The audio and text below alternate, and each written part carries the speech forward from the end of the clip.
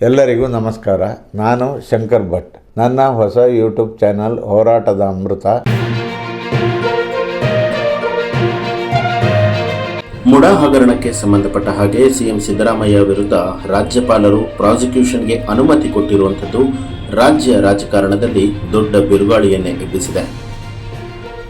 ಮಾನ್ಯ ರಾಜ್ಯಪಾಲರು ಕೇಂದ್ರ ಸರ್ಕಾರದ ಕೈಗೊಂಬೆಯಾಗಿದ್ದು, ಅವರ ನಿರ್ಣಯ ಚುನಾಯಿತ ಸರ್ಕಾರವನ್ನು ಅಭದ್ರಗೊಳಿಸುವಂಥ ಷಡ್ಯಂತ್ರ ಅಂತ ಹೇಳಿ ಮುಖ್ಯಮಂತ್ರಿ ಸಿದ್ದರಾಮಯ್ಯ ಅವರು ತಿಳಿಸಿದರು. ಇದು ಒಂದೆಡೆ ಆದರೆ, ಮತ್ತೊಂದೆಡೆಯಲ್ಲಿ ಸಿಎಂ ಸಿದ್ದರಾಮಯ್ಯ ವಿರುದ್ಧ ಪ್ರಾಸಿಕ್ಯೂಷನ್ ವರದಿಗೆ ರಾಜ್ಯಪಾಲರ ಅನುಮತಿ ಹಿನ್ನೆಲೆಯಲ್ಲಿ ಕಲಬುರಗಿಯಲ್ಲಿ ರಾಜ್ಯಪಾಲರ ವಿರುದ್ಧ ಕುರುಬ ಸಮಾಜದಿಂದ ಬೃಹತ್ ಪ್ರತಿಭಟನೆ ನಡೆಸಲಾಯಿತು. ನಗರದ ಸರ್ದಾರ್ ವಲ್ಲಭಾಯ್ ಪಟೇಲ್ ವೃತ್ತದಲ್ಲಿ ಟೈರ್ಗೆ ಬೆಂಕಿ ಹಚ್ಚಿ ಆಕ್ರೋಶವನ್ನು ವ್ಯಕ್ತಪಡಿಸಿದರು. ಸರ್ದಾರ್ ವಲ್ಲಭಾಯ್ ಪಟೇಲ್ ವೃತ್ತದಲ್ಲಿ ಮಾನವ ಸರಪಳಿ ನಿರ್ಮಿಸಿ ರಸ್ತೆ ತಡೆ ನಡೆಸಿ ಪ್ರತಿಭಟನೆ ನಡೆಸಲಾಯಿತು. ಸಿಎಂ ವಿರುದ್ಧ ಪ್ರಾಸಿಕ್ಯೂಷನ್ ವರದಿ ನೀಡಿರುವಂತಹ ಅನುಮತಿಯನ್ನ ಖಂಡಿಸಿದರು. ಈ ವೇಳೆ ಪೊಲೀಸರು ಪ್ರತಿಭಟನಾಕಾರರನ್ನು ಬಂಧಿಸಿದ್ದಾರೆ.